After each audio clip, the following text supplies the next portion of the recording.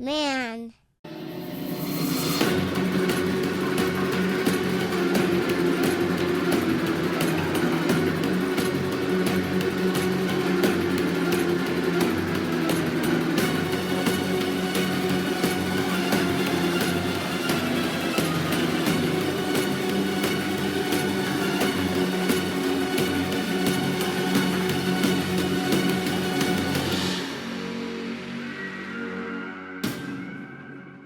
Oh man, some Laceration and the song Bed of Nails from their Demise album. Those guys are so wicked.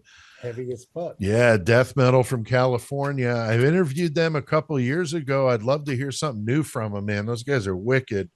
Go give them a listen. I know there's about 20 Lacerations, so they're the ones in California, I think up by San Francisco ish, somewhere up that way. All right, well, we got Jeff Ignatowski here. We got him nailed to the floor, Chris, so he can't go anywhere. Yeah, stuck, motherfucker. Over there, Ohioing up the episode, man. Shane Poutine's it up, and Jeff Ohio's it up. Now we got two people from Ohio, two in Illinois, and you're a busy guy, Jeff. Glad to have you on. How you been doing?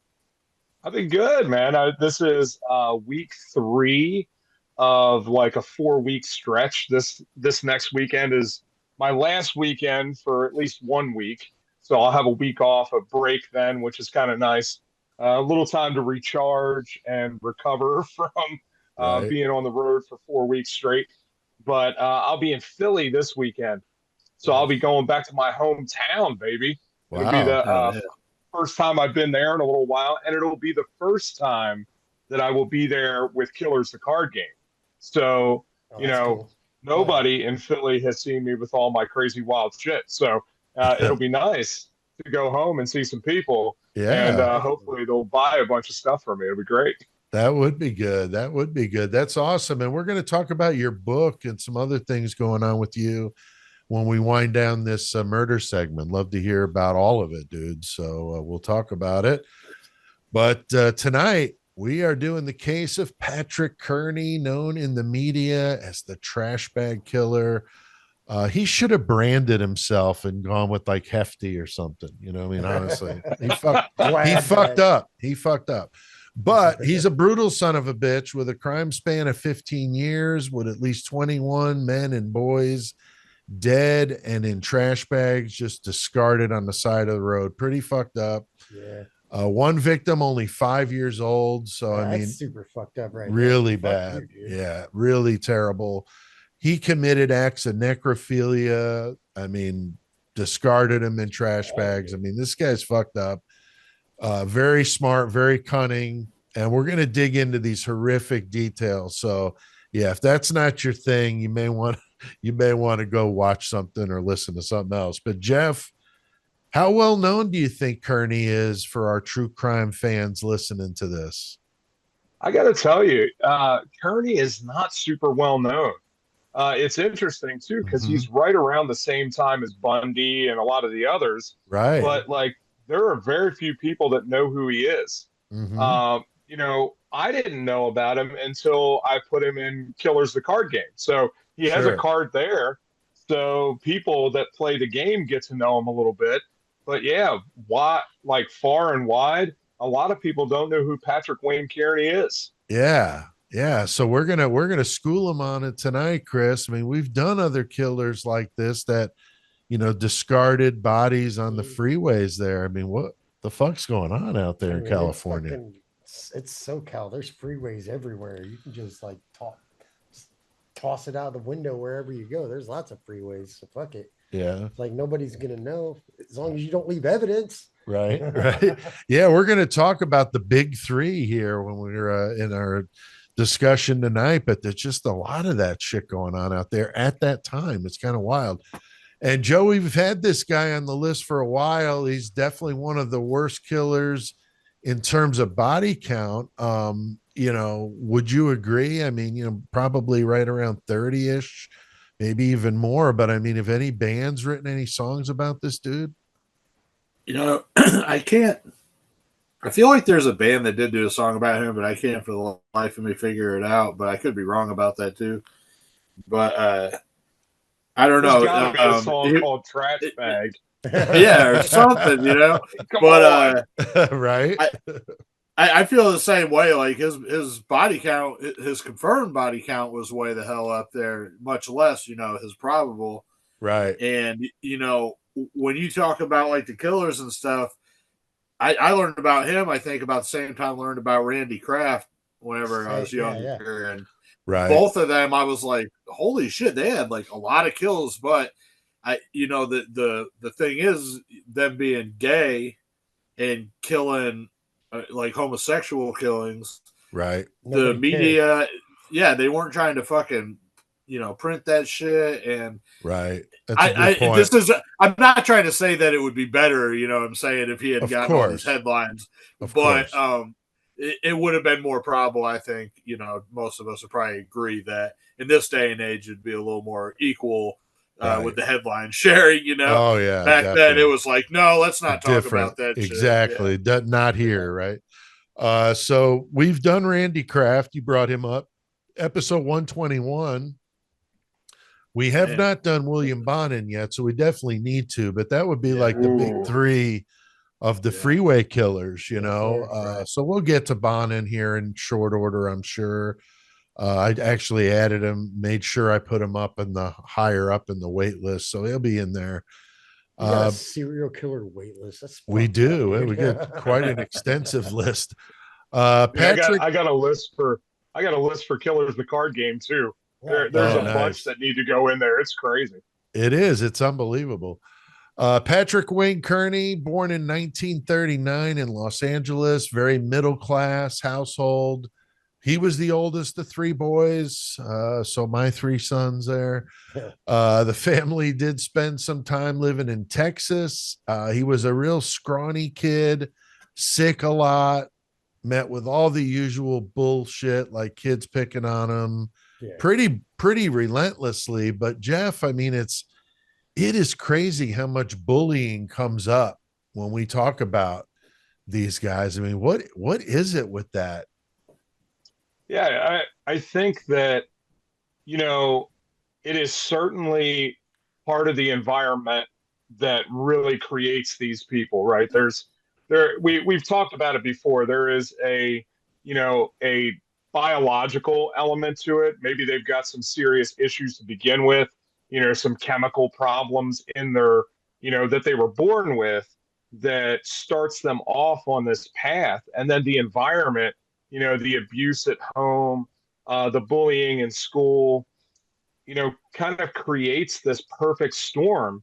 And then there ends up being some kind of trigger later on that just sets everything into motion. So I think bullying, it's crazy because, you know, during this golden age of serial killers, you see all of these people. And if you like fast forward that today, you know, we've tried to do a really good job of taking care of bullying in schools, but we notice that is still a real thing, right? Because there's still kids that are saying that they're bullied in school, and then they go home, they get, you know, a gun, and they go back and shoot everybody.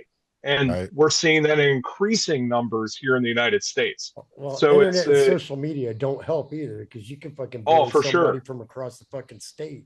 Right. For sure. I just had there is a comic book creator that just ended up committing suicide because of they've talked about it being internet bullying, right?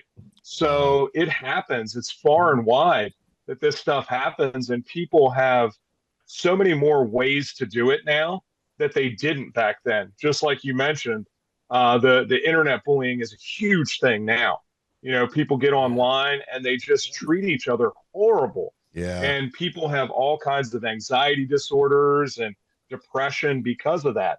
And, you know, if we don't get a handle on it, we're going to see more and more and more of those mass murders because people can't handle the society that we live in and the pressures that they face. And it's no different back then than it is right now. It's just a different medium. Yeah. I had kind of a thought about it, you know, is the bullying creating the monster, or does the monster create the bullies? I think you know, that the bullies are the ones that kind of create this, because you get that resentment, that hatred, like we always talk about, you know, and these guys want to lash out, you know. So one of the things that I always thought about, you know, when I was a kid, you know, we kind of kept each other in line, right? And often now that would look like bullying, right? Because if a kid was being a little shithead, somebody whooped his ass in the bathroom, right? Right. And so, you know, but now we're finding out that that causes a lot of extra issues. Now, is it the, you know, kind of keeping each other in line? Or is it all of the extra pressure that happens now, the way that we talk to one another, the way that we treat one another?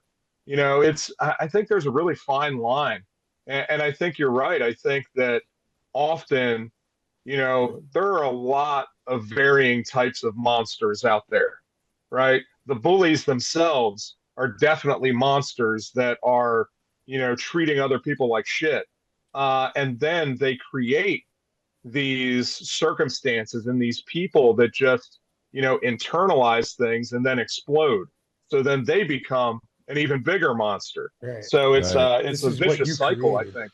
It is really. That's a good point. And now Chris, he's turning 8. Oh, dude, and he's having some fantasies here. But what is he fantasizing about? He's 8 years old, like legitimately thinking about fucking murdering these fucking kids that are bullying him and shit. Right. And at that age, if you have like legit thoughts about just straight murder, and you want to act on it, not just like even that age, like kids would be like, I want to kill that dude and just talk shit, whatever. Right. But he was legit about it. Like the fact that he didn't act on it at that age is fucking kind of amazing, honestly. Yeah. So that's not a good thing coming across right there. No. And then Joey, the teen years come, and what happens then? How does his mind start warping a little bit more? He's fully into some sexual activity and digging that, and not only that, but he's to the extremes. He's into the like the BDSM and domination and all that shit. Right. He is experimenting with some weird shit, playing around with animals. Yeah. Did you see what kind of animals it was? I didn't see what kind of animals he was. I'm just something fuzzy to his junk. That's what I'm gathering. Something fuzzy to his junk. So squirrel. So I heard that it was the family dog. Oh damn. That would make sense since it would be close to him. He fucked the family dog. Yeah, I saw that too, dude. Oh, okay. That's fucked up. That's pretty fucked up. So dude. 13 years old fucking the family dog. Wow. And he fucked that. Now the question is, how big is the dog? Right. Is it a Chihuahua? Is it a goddamn? It's a Mastiff. Yeah. Oh, dude, you got this Tibetan Mastiff just laid like big and hairy. So just fucked up, man. Jesus. His dad was showing him how to shoot the fucking pigs in the back of the ear and shit. That's where he got that. Right. Like loves hanging out in the fucking guts. Yeah. Well, that's like Henry Lee Lucas, right? Going and fucking all the sheep. Right. You know, he did way that most different. of his life. That's way different, bro. Is it? Do you know that from experience? He lived out in the country. Anything's possible. I mean, Patrick was from Texas originally, right? He was born in Texas. He was born in LA, but he grew up, I think, mostly in Texas. Came back to San Francisco. Okay. I was going to say something about Texas and bestiality. I don't put it past them. You know what I'm saying? There's a lot of steers down there. Better watch it. Yeah. Texas come from Texas. Texas going to get you for that. Texas going to get Texas. you for that. Texas got to tell us stories about people that ram steers down there that he's heard about. I bet you. Oh yeah. So this guy's shaping up to be one hell of a sick human being. He's ramping it up, getting ready to start acting out on these fantasies. So he leaves Texas for Southern California, where he marries for a short amount of time. He gets a job as an engineer at Hughes Aircraft and put a pin in that because we're going to get to it later. Becomes huge, an important part of the story. So Jeff, I read that he developed some skills as a gay pickup artist. I thought that just sounded kind of funny. I think Wikipedia had it worded that way. Did you? What That's do you know funny. about this shit? So if you're going to be kind of a scrawny guy, you got to figure out a way to attract them, right? Right. Like you have to do that if you're going to be successful at all. I mean, Dahmer was really good at it too, right? And so was Dennis Nielsen, right? They were both pickup artists when it came to that. Of course, they were both drugging people, but they were getting them to come home and hang out with them for a little while. Right. Whether it was They under were the great guise of taking openers. and terrible. Well, I guess they were also great closers. They got them In their own way, yeah. Yeah. Like Mariano Rivera out there fucking closing the deal. So it's, they figured out a way to do it. So two things, because we kind of glossed over them, but, there's a lot of us, maybe myself included, that had a list when I was 8 years old of the people I wanted to kill. Yep. And I also heard that that Kearney also had issues with bedwetting. So he fits all of the descriptions of what they thought at the time created a serial killer. He had the trifecta. Now, well, I guess 2 out of the 3. He was abusing animals, clearly. He was fucking the dog. He had the whole bedwetting. I don't know if he was starting fires or not at that age. I didn't see anything about that. I'm willing to bet he played around with it. So, then you come to this part and he's learning, right? He's growing and developing his craft and becoming this person who can now attract the people and the prey that he wants. And he just does a good job at it, to the tune of 30 plus people. Yeah. I mean, you got the Gacy, the Bundys, all these guys we talk about have that ability to talk to people, very presentable. And like you said, lure them back to wherever they need to lure them to. And he was definitely starting fires. He was starting fires in the heart of these men just to get him to his house. so Chris, like you, did that to me. Chris, like you, Kearney is very fluent in Spanish. Oh yeah, I know all the Spanish, bro. And he's in Tijuana picking up on dudes, impressed by his bilingual skills, man. I mean, you got to figure it out. So, like Jeff was just saying, like, especially in Tijuana and Mexico, you got to you can speak their language and you're doing it fluently, like, and you're fucking cool about it and coming off smooth, like, hell yeah, it's definitely going to work. Dude. It's like, oh, we got this gringo over here. And he's just like talking to me like he's one of us. Fuck yeah, dude.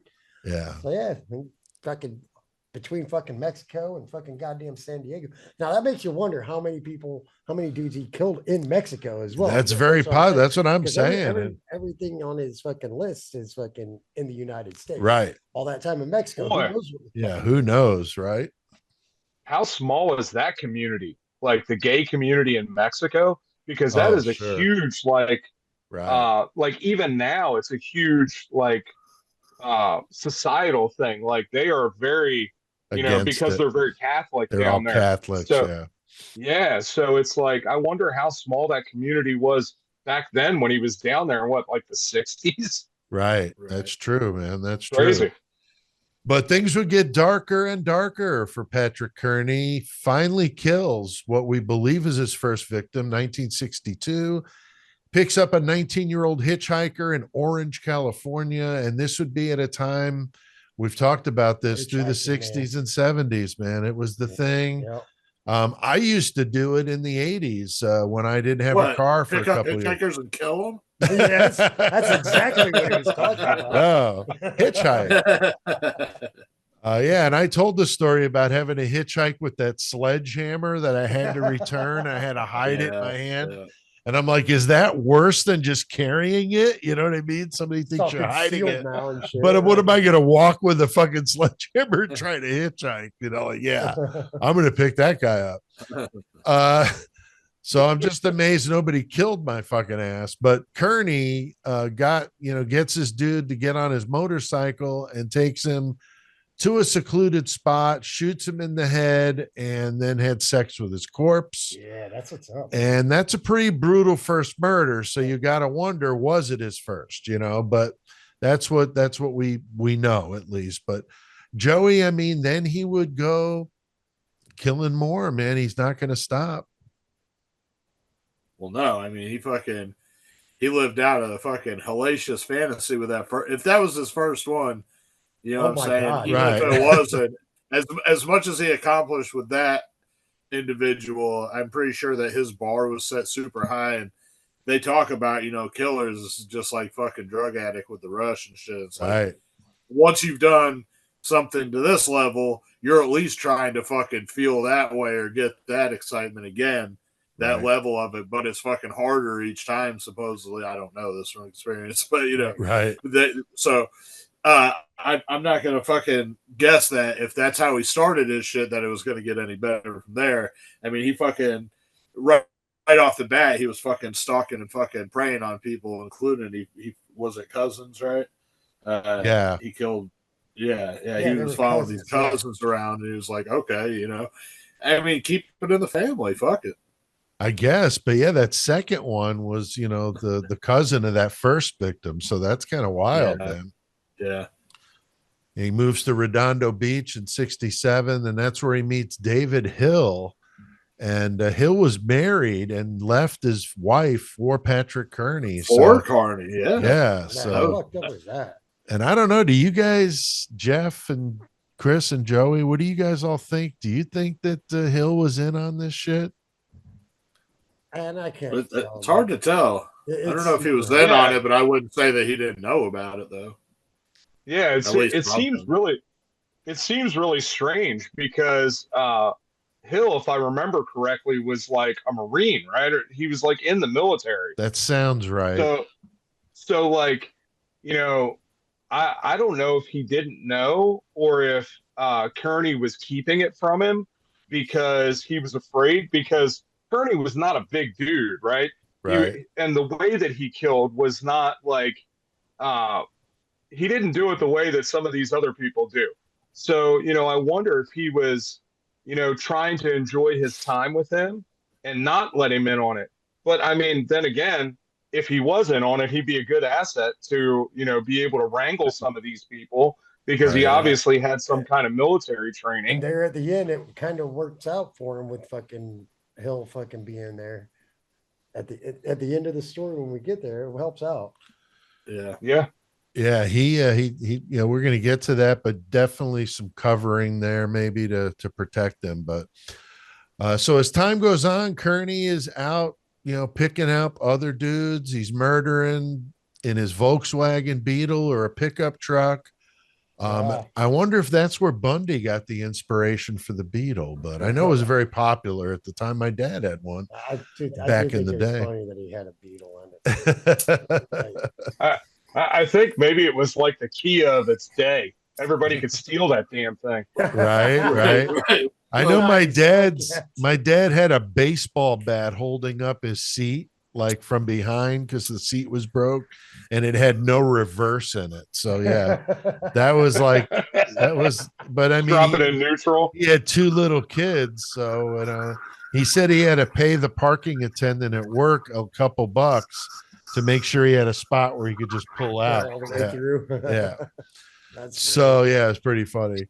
But the police are investigating the bodies, just turning up. Kearney, of course, keeps on killing. And they're able to link the victims together due to the tremendous skill that he had when it came to cutting up the bodies. I mean, Chris, this guy is really, you know, over the top with the butcher skills, man, and doing some other stuff, man. What's he doing? I don't know if it was as skilled as Catherine Knight. Oh, sure. That would have been a good pair, though. That's some motherfucking skill right there. Right. But yeah, he's like cutting holes in their bodies to fuck because like the butthole in the mouth ain't good enough. Yeah, I don't know what he doesn't have enough options. He needs more of. But yeah, it's like, I mean, I guess try something new, man. Maybe. I wrote a song called "My Cock Engulfed in Carnage," which was specifically about that, but a little bit different. So maybe I should have aimed it towards a Patrick Kearney song. Then I could have answered that question differently. There you go. Even like motherfucking Slipknot. I want to slit your throat and fuck the wound. Like, but yeah, dude. Right. Fucking, Yeah. But he didn't like kill fucking for that to be. He didn't like I don't think he was about the violence. He just wanted the dead body. Right. Like pretty much every one of his victims just come up behind him after they've been cordial and shit, just talking. Right. As soon as they turn their back at one point, he takes his fucking 22 and just pops him behind the ear. Just Right. just like his dad showed him. Just like his dad showed him. Right. Not like a bunch of these other serial killers just like are about it. Just like sadism and shit. See the pain. Yeah, he didn't want any of that. Like you said, he used a gun, which is different, for killers like this. I mean, not usually their way they're doing that. But the dad was a man's man of the time, very typical in the 50s. He had a complicated relationship with his dad because of that. And, obviously he's feeling an interest in boys, which is, as we've been saying, not going to be a thing back in that time. I will beat the gay right out of you, son. But his dad was a traveling salesman and didn't spend a lot of time with him or the family. So, we talk about dad issues with some of these serial killers, that were gay, like Gacy, Joey, that would be one example. But, what is it about that whole relationship with their dad and that type of deal? I mean, it's one of your parents, so I'm sure, you're growing up and you're loving them. You can tell by, their remarks and things throughout your life, how they sit on the fence about certain shit, I'm sure. And if you start being a way that that they're not going to be fucking too stoked on, I mean, that's just, you're not going to try to bring that up, especially back then, because it wasn't with even your dad too, dad, that's the issue, I think, Yeah, like if you just lived with your, I mean, I don't know, this is going to come out wrong. Somebody's going to be pissed, but if you just lived with your mom, if your dad took off or whatever, your dad was killed or whatever, and it was a single mom raising, maybe it would be easier for that individual to express those feelings to the one remaining parent, knowing that he's not going to disappoint, the male figure. But I don't know. Yeah, I mean, kids need both parents. That's for sure. That, of course, we know as dads, how important that is to a kid, to be in their life. So I think that that's definitely legit. And he's confesses to how he liked to cut the bodies open, got into all that kind of stuff. I mean, that's really different, the whole, like Chris was saying, not being a sadist, not wanting to inflict pain, but the stuff he did afterward was definitely over the top. Yeah, I think man, he does things very differently, but there are a lot of parallels with like Dahmer, who also wanted to see how things worked from the inside. Right. So he talked a lot about that.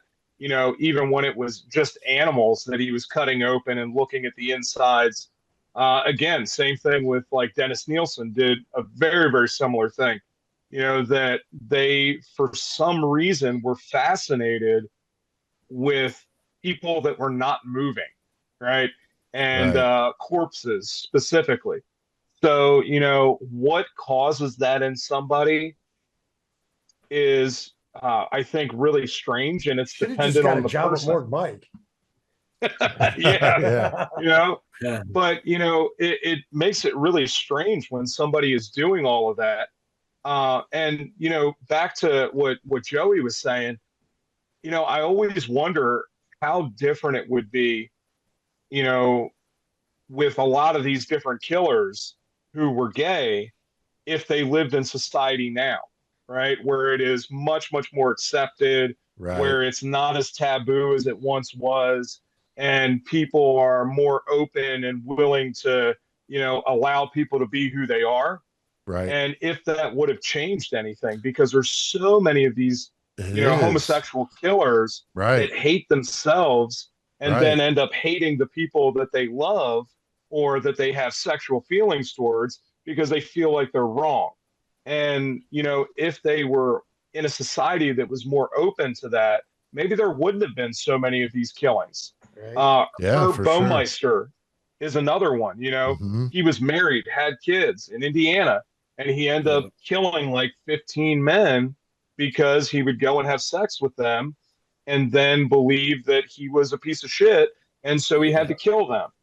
So it's really kind of sad that happens. Obviously, this guy had more issues than that, because even if you do that, you're not cutting them open and looking at their insides, trying to figure out how they work. Right. And if you want to fantasize about that, horror porn is readily available on the internet these days.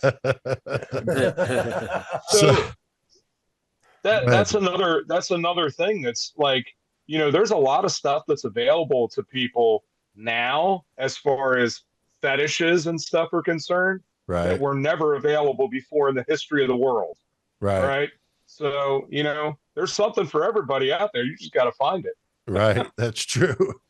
So I think, Kearney definitely breaks the mold for the typical, but like we've been saying, there are some parallels to some of these other serial killers, that pick up victims for sex, and he's not strangling them like often happens. He's using the gun. And then having sex with the bodies afterward. That was the main thing, because he didn't even have sex with them while they were alive. Right. Kill them first. Yeah, exactly. And I saw an account of one of his victims that was lured into a house and shot in the head moments later, dragged into the bathroom and sodomized. And then he put the body in the tub to skin and dismember it with a fucking X-Acto knife, like fucking Catherine Knight style. Right. So, Chris, I mean, that's some pretty brutal shit right there, man.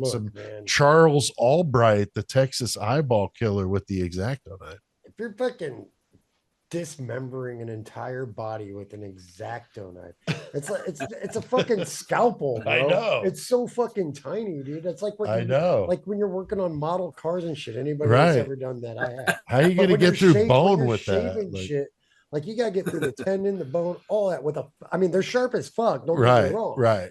But holy fuck. Yeah, that's crazy, man. Easiest thing in the world. That takes fucking time. Dude. I know. It's crazy. You have to enjoy your work if you're doing that. You have to enjoy your work. A labor of love. God damn. So Kearney was smart, though. After he did all that, he cut the head off to extract the bullet to avoid detection. The detective that led the case was interviewed in that one documentary that I saw on Kearney, and he said that the medical examiner was very impressed with the skill that he had butchering the bodies. There were no hesitation on the cuts. So what he was doing, he knew what he was doing, and he did it very efficiently. I think I could do it. Yeah, I don't know. Kill somebody just to find out. Just to check. Yep. See if Michael wants to volunteer. Do some Armin Mavis shit. Like, hey, you want to die? Give him some give him some malorts and get him really fucked up. Oh my god. Now, Joey, I read that starting in 1974, he was killing about one victim a month, man. Wow. I mean, he had all kinds of spots. Hitchhiking was the thing back then.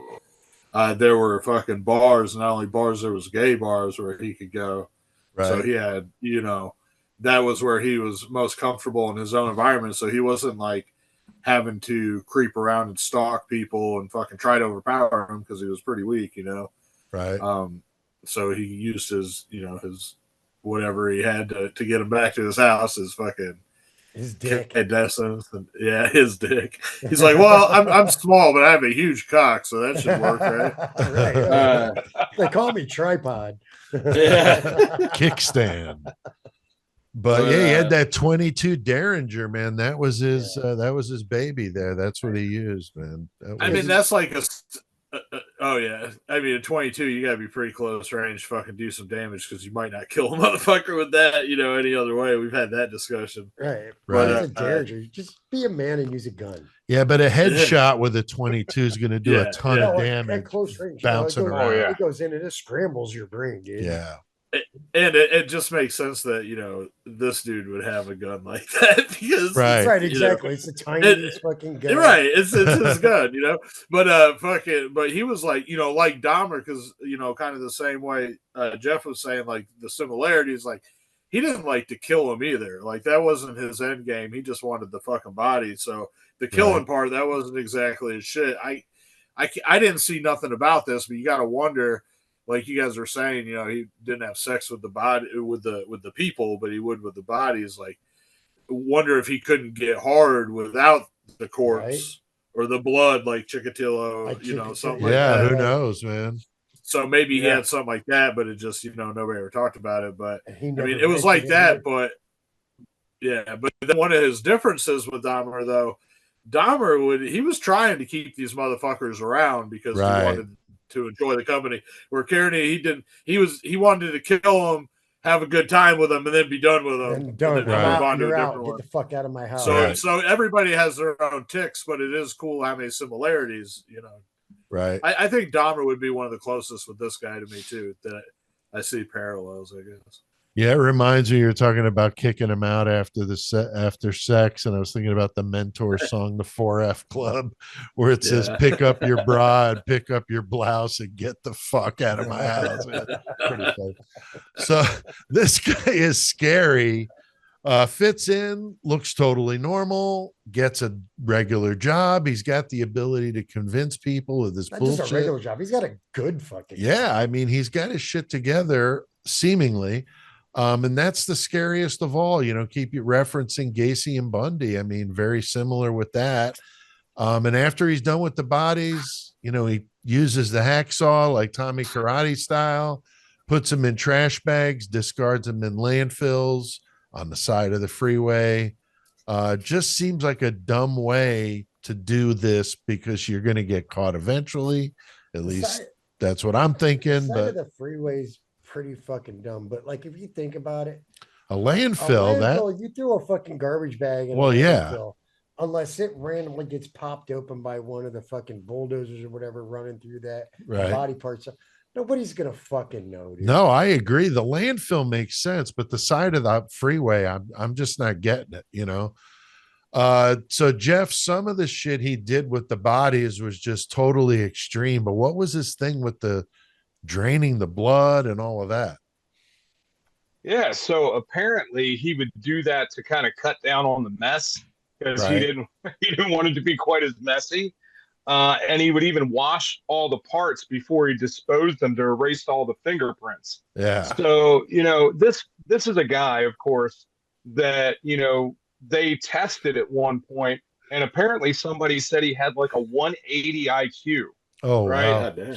That's and so, like, if that's the case, he would be the smartest serial killer known, right? His IQ would be higher than Kemper's. And Kemper and Israel Keys are the two highest. And so this guy would even eclipse them. And really what he's doing with the bodies during the time in which he's doing it is genius, right? Washing off everything, draining the blood, making sure that there's no obvious crime scenes, taking the bodies and disposing them at a different location where, you can't get any, real evidence off of it. For his day and time, that was genius. Right. And it showed because it took him 15 years to catch this guy. Right. Yeah. So, today, a different story, though, what we could do today. But back then. Oh, yeah. Yeah. I mean, this was some genius level stuff. Well, and that's one of the reasons why we won't see, or we shouldn't see, numbers like that today. Right. I don't know of anybody that's going to be able to get to 30 bodies, right? Because our forensics are just so good that people get caught after one or two. Mm-hmm. So, it's really, really difficult to get away with anything when all you got to do is leave a hair. And one single hair is all it takes. Yeah. I did listen to the Idaho 4 stuff that you were talking about this last week, and it was fantastic. All the touch DNA and stuff. Even though our forensics have come a long way, there are still gaps, right? And there are killers that will exploit those gaps. Yeah, for sure. 1976, there's a 13-year-old victim that Kearney hung around with. He was a juvenile delinquent and apparently asked too many questions about the alarms at Kearney's house. So he ends up getting shot. Not a good move. And when the cops asked, had a fucking pretty, for 13 years old, he had a pretty good criminal record going on. He really did. He really did. And when the cops asked him about that body, he said, "You're not going to find him." So I don't know what he did with him. Right. There's a few bodies they never found. That's true. That's true. Now, I know one of his disposal options was putting the body in the desert where the animals would get to it, which is, you know, pretty efficient way of getting rid of bodies for sure. And like I mentioned, he would often cut the hands, the head, and even sometimes the feet off of the body to avoid detection, put them, dispose of them in other places. So was often spreading the remains around. He was pretty efficient, but he did some really dumb things, as we're going to get to. Yeah. So Chris, the last known victim, though, a 17-year-old special needs kid. And What the so fuck? 1977. This is what I was talking about. Fucking David Hill, fucking being helpful too. Oh, right. But this kid said he was going to fucking meet this guy he met at the gym. His name was David. Well, this is David Hill. Well, David wasn't home, but Patrick was.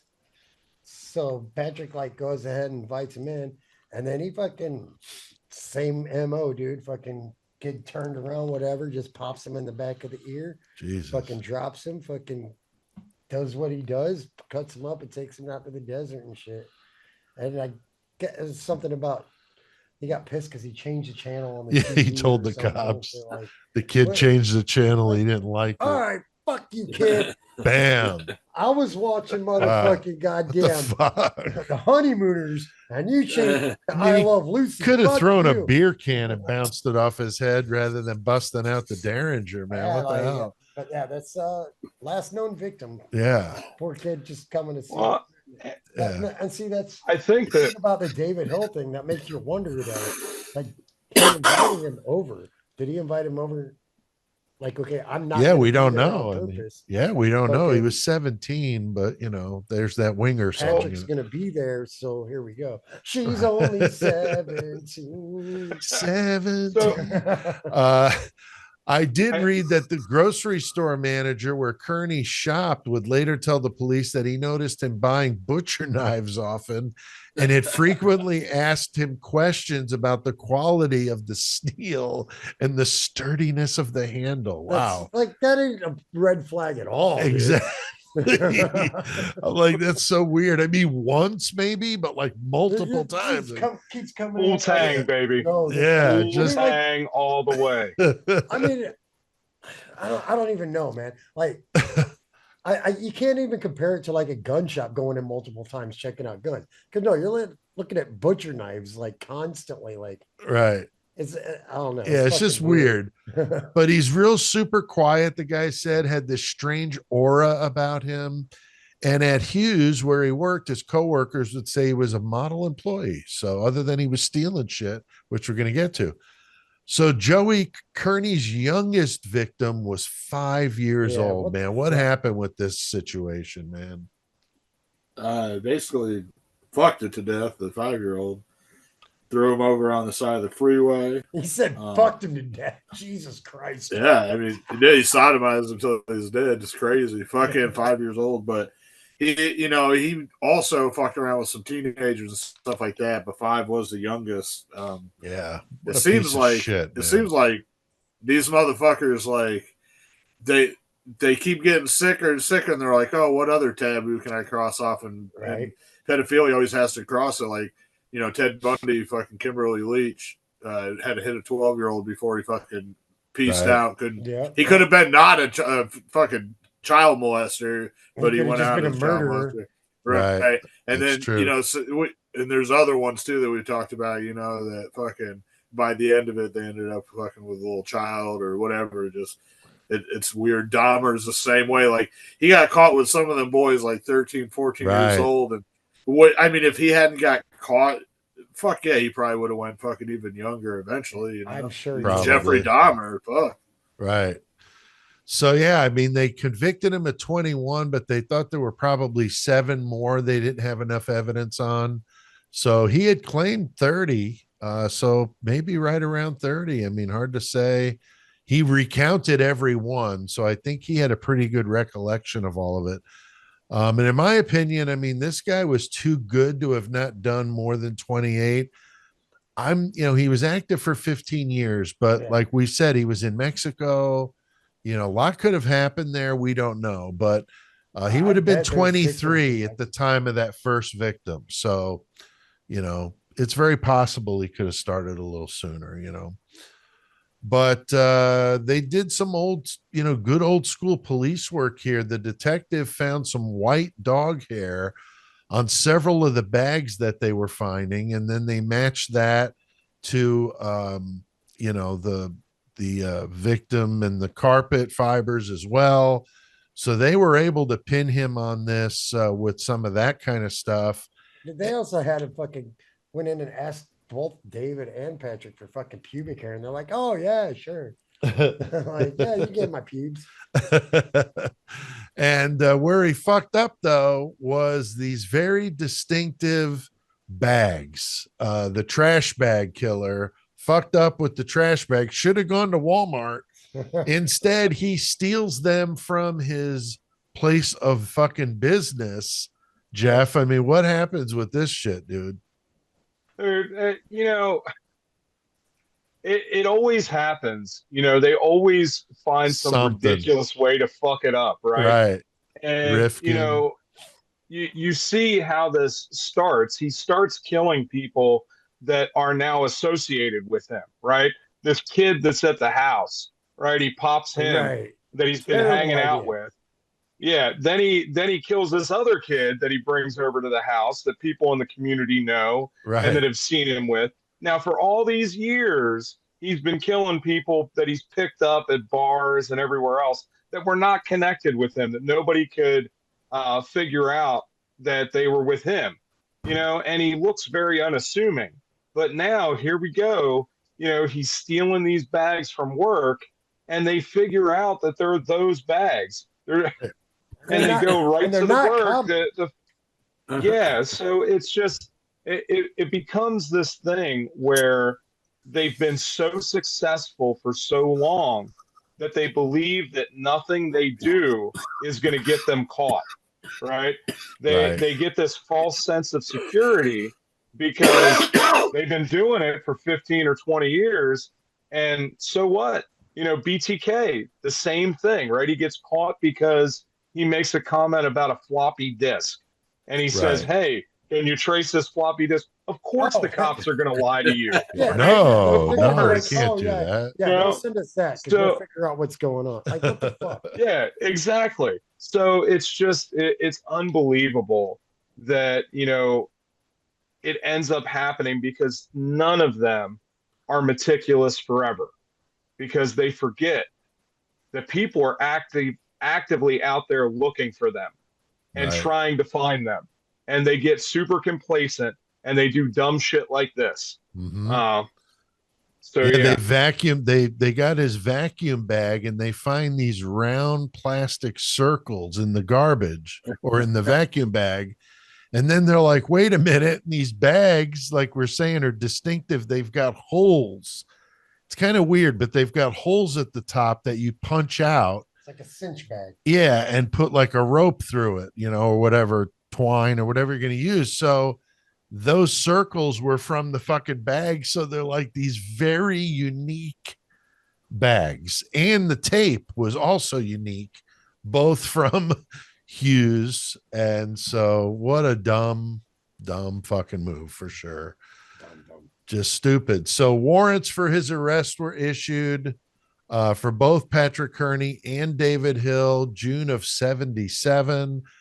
But then the police show up, the house is empty. Kearney quits the job at Hughes and they flee to El Paso, Texas. And they're on the FBI top 10 fugitive list for a little bit, at least. Yeah. And then a month later, they end up turning themselves back in. Dude, they like straight walked into the fucking cop station, looked at the wanted poster, and was like, that's us. Yeah. Yeah. So they're back at Riverside County Jail there in California. But David Hill is released later. The grand jury failed to indict him. And I don't know, but, that's probably because there just wasn't enough evidence, obviously. Maybe he did agree to testify. I don't know. But I can't see him living with that guy and not knowing something is going on. You know what I mean? Yeah. Just kind of Well, hard to believe, but it's it's really possible. not. Really not. Look at like fucking Casey's wife. And shit. I mean, Yeah. look at these other circles that work. Yeah, but he didn't take them on the run across the country and on the fucking FBI. Well, top there's 10, 100% that. Yeah. Yeah, I think that kind of changes Yeah, it that when you man is decide to go like, on the why are lam. we bouncing on it for nowhere? Yeah, Right. I get what you're saying. Yeah, Yeah. So they did luminol in the bathroom and it lit up like a fucking Christmas tree. So he was, obviously doing some shit there.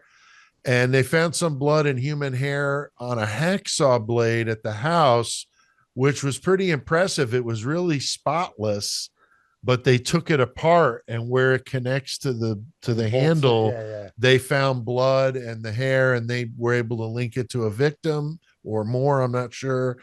And they also found some envelopes that they were able to pin to one of the victims as well, some distinctive mailing envelopes. So, and I saw an interview with Dan Bakalski. He was the deputy district attorney who prosecuted him. It was very interesting. He was pretty cool to hear how they did this.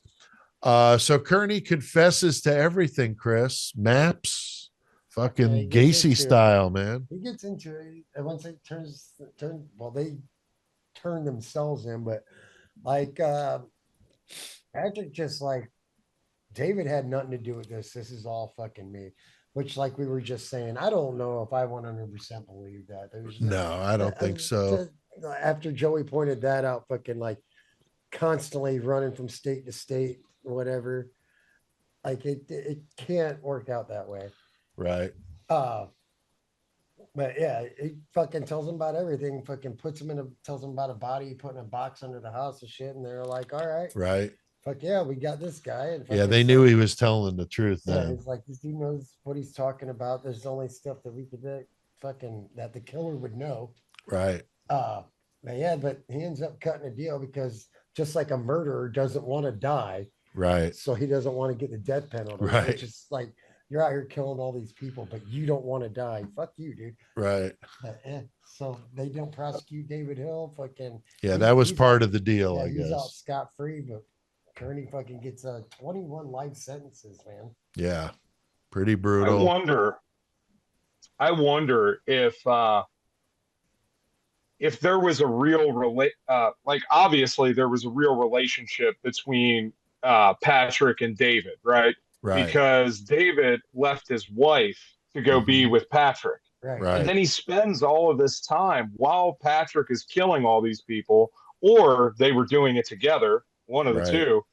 And then they get to this moment where they walk into the police office and they turn themselves in. And there had to be some conversation before then. Well, they were on the run together. And, maybe, and this is just me extrapolating, that Patrick told him, like, listen, I really care about you. You're the love of my life. I'm not going to let you go to prison. Just throw everything on me. I'll take the full rap, and whatever happens, happens. Right. And it seems like that must be what happened, because they must not have had any evidence at all on David Hill, for him to be able to take the complete rap. And, it's almost, if not completely fucked up, almost poetic, right? That he would save his partner and take everything on himself. Right. So that he could walk free.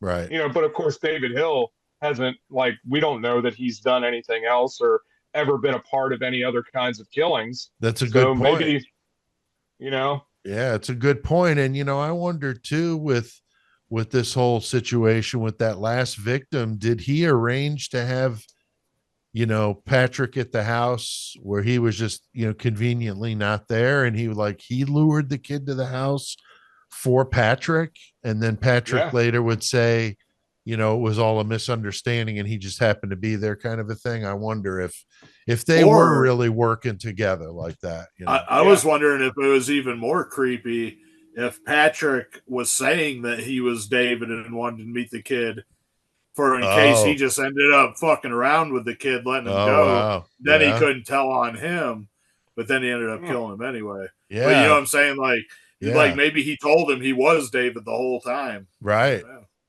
Yeah, that's a good point, man. There's a lot of ways you could twist this one around, but he's 84 years old. He's still alive. The last I checked, he's at Mill Creek State Prison, probably a chill prison for older inmates, especially health reasons, stuff like that. But he's still alive. And he was a super control freak who did what he did to dominate his victims, like he was, righting the wrongs of all those years that he got picked on, just full of fucking anger, true psychopath, no feelings, learns how he's supposed to react to things just like Gacy and all those guys.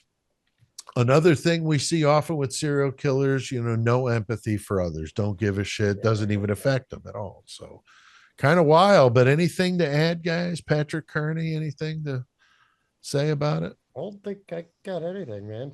Okay. Jeff? All I got Maybe give me some of those trash bags. Yeah. Right. Sound Kinda pretty, cool, man. sound pretty legit, man. I've never seen Yeah. that. But Joey, do you have something you wanted to say? The only thing I was going to say, just being stupid, but, you got fucking William Bonin and Randy Kraft, who are the other two freeway killers. Right. And they don't like to play bridge with each other because they fucking hate each other. So they play on separate teams. But he also, fucking Bonin hates fucking Doug Clark, too.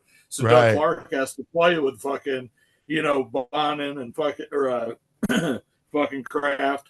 And then Bilingual gets to play, too, Yeah. So I always wondered if for Patrick Kearney, if this was the last fuck you that you don't get to play the San Quentin Bridge games with the other big boys. You got to be some fucking loser over in Mule Creek, Very possible, man. Very possible. Well, I did my research watching the documentary World's Most Evil Killers. I always love those. There's also a podcast I listened to that I didn't care for. I don't want to slam them, but not my thing. I used Murderpedia, Wikipedia for some stuff. There's a lot out there if you want to do some digging on this guy. Very interesting serial killer. Yeah, that's for sure. Crazy, he's different. So, Jeff, thanks for coming on with us tonight, man. Yeah. Great to have you on. And always. What's the latest? We've been talking about your book coming July 2nd. That's very exciting. What's the latest with that? So true crime. Well, it's called Beyond the Headlines: True Crimes, Myths, and Legends. And so, kind of the mindset going into that book is I really wanted to talk about all of the ideas and all of the legendary information that comes around some of these, infamous killers, and just to kind of take it from a different perspective than a lot of times, we talk about, the history and all of the things that they did. But there's a lot of shit that comes up. Like, for example, everybody talks about Ed Gein, right? And Ed Gein must have been a cannibal, but he never ate anybody. Right. And so, but people believe that, right? They believe that he was a cannibal because he, skinned people and everything. But I think it's important to look at that stuff and understand like how that relates to how we feel about the culture around us, because it changes depending on, you don't have to look far right now in our society to see that conspiracy theories and bullshit ideas tend to drive people and how they act and how they present to the rest of the world. And so I think it's important to look deeper than that. So Beyond the Headlines is all about that. The first volume is on serial killers, and we go through 10 serial killers. They are not Patrick Wayne Kearney. I didn't talk about him. So he didn't make the first cut. And I'm currently working on volume 2. I actually started it this last week, and that is going to deal with another 10 people, but all criminals, because true crime isn't just about murder. It's not just exactly. We always talk about all the serial killers, right, but true crime is a lot more than just that. Yes. Like if I go to the store right now and I go and shoplift technically that is true crime. And I think that we need to have a full picture of that. Volume 3 will be cults and religions. And I'll tell you this, and I haven't told anybody this yet. So the first 2 volumes right are going to, folks. I know, is going to be 10 chapters. Volume 3 will probably be 15 because there are a few extra things that I didn't cover. This weekend, we had a lot of conversation when I was at the paranormal convention, but I didn't add Anton LaVey and Satanism. I didn't add Aleister Crowley and all of his shit yet. And I was like, Literal I shit. can't do a book about cults and religions without adding them. So I'm going to have to add a few more chapters in there. Here's another bit of breaking news, especially for our Murder Metal Mayhem family. Volume 2 is going to have a foreword in it written by none other than Pete Altieri. Nice. That's right. So, Nice. That's right. we just talked about that last week. That's And right. I figured I needed, since I was going to be talking about the mob and some infamous calls on the criminals. Italian, yeah. That's it. I had to get an Italian in on it, right? That's a So, yeah. Hell yeah, dude. old Pete was the first one I thought of. So we got to Nice. get him in there Fuck yeah. to write the foreword for that. Yeah, that'd so be my pleasure. It's funny because I started writing the preface, right? And in the very beginning of the preface, all I talk about is movies. I talk about The Godfather. I talk about Goodfellas, Casino, and oh my goodness, Donnie Brasco. So I talk about how those films kind of inspired me when I was a kid in growing up in that kind of community, and how that influenced like how I acted as a kid and my interest. So it's just fascinating. It's a lot of fun.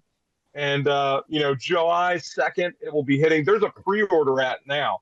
So if y'all want to go and pre-order the book, yeah, I got it down below. Amazon. I got it down below in the links to pre-order it, Jeff. If Jeff saying, or you could go on Amazon, however you want to get it. But yeah, pre-order it, get it on the I could hear list. Jeff going as far back as I can remember. All I ever wanted to be was a gangster. That's right. That's right. OG baby, OG. Oh, here's another bit of breaking news too. I submitted some stuff to Barnes and Noble and to Joseph Beth Booksellers, right? I have already heard back from Barnes and Noble, and they needed all the ISBN numbers for the books, right? Because they are definitely interested Great. in carrying it. So that would be something that'll go nationwide, and hopefully they'll carry the whole series. And so then I could be sitting right next to Catherine Ramsland and everybody else. Oh, that'd be badass, dude. That'd be badass. Oh yeah, it's crazy. Great to hear, Jeff. Definitely great to hear things from you. Now, next week we're going to be doing an interesting bonus episode for you called the 666 Fix. I'm telling you, this is a crazy story from the Pennsylvania lottery scandal involving a pick six that was 666, and it was this inside job. The way they did this is some genius level shit, and it's a fucking good one. And that'll be a cool bonus episode, mixing it up a little bit. We're actually going to be recording 2 bonus episodes next week because we've got the first week of May is off. So the first one though, 666 Fix, it's a good one. Joey, how about some page a day for us? You got anything? Yeah, I just got 2, but they're pretty good. First one, this is from On This Day, so it was from the 19th, so a couple days ago. But April 19th in 1989 at 9 p.m., Trisha Maelli, she left her apartment to go for a jog in Central Park, and she was found a few hours later in a ravine, severely beaten and raped. The doctors believe she would never wake from her coma given the severity of her injuries. She had traumatic skull fracture, some broken ribs. She was pretty messed up. I can't remember what all. But she woke up 2 weeks later, though, and she recovered from most of them. She went on to become a motivational speaker and an advocate for survivors of sexual assault and brain injuries. When she woke from her coma with no memory of her attack, but the New Yorkers themselves, they wanted justice in the case. They wanted to know what was going on. And a lot of them viewed it was how unsafe the city had become. It was basically like, showing the whole world. So they wanted some justice for it. Right. It was emblematic of systematic racism and injustice when 5 Black and Latino teenagers were arrested and convicted of the crime based on no evidence other than their coerced confessions. In 2002, convicted rapist and murderer Matthias Reyes, he confessed to the crime. And then the convictions of the Central Park Five, as they were known, were vacated. In 2014, they settled with the city for $41 million. Yeah, that's an interesting case. Yeah. The Central Park Five, yeah. All right, and then the other one I got, this is kind of a little more recent one. Angelina Rodriguez, she met Jose Francisco Frank Rodriguez in February 2000. By April, he had become her 4th husband. I mean, that's always a fucking, red flag. Right. Like, fuck that. Any way you look at it, there's nothing good about that. So anyway, so they believe that right after they got married, she began plotting his murder. Originally, she tried to loosen the gas cap on the couple's clothes dryer, but he reported the gas leak when he smelled it. In the end, she finished him off with oleander. She spiked his tea with oleander, which made him sick and weak. Then she spiked his Gatorade with antifreeze, which is what ultimately killed him. Damn. Once he was dead, she tried to collect on a $250,000 life insurance policy she took out on him when they were first married. But his cause of death was listed as undetermined, which meant that she couldn't get the payout or the death certificate on it. So she was kind of fucked. Oh, wow. So she pushed for more testing, which obviously, had been that he was intentionally poisoned. Right. Stupid. So she's arrested on February 2001 for the murder of Frank Rodriguez. October 2003, she's found guilty of first-degree murder for financial gain, and attempting to dissuade a witness. And she was sentenced to death and is on death row in Chowchilla, California. In the years after her arrest, they found that Frank was probably not her first victim, because in 1993, she had a 13-month-old daughter, Alicia Fuller, who had choked to death on a pacifier nipple after it became detached and lodged in her throat. Oh, that got pulled off on purpose.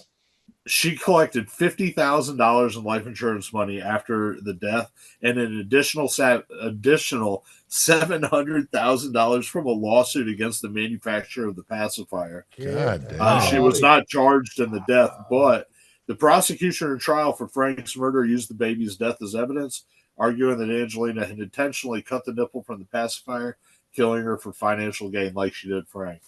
So those are the two from Page a Day this week. That one's fucked up, bro. Page a Day, man. Always some good stuff there. All right, guys. Well, we have done our fair share of murdering tonight. I think it's time to crank up that metal. So, Jeff, what the hell do we need to do?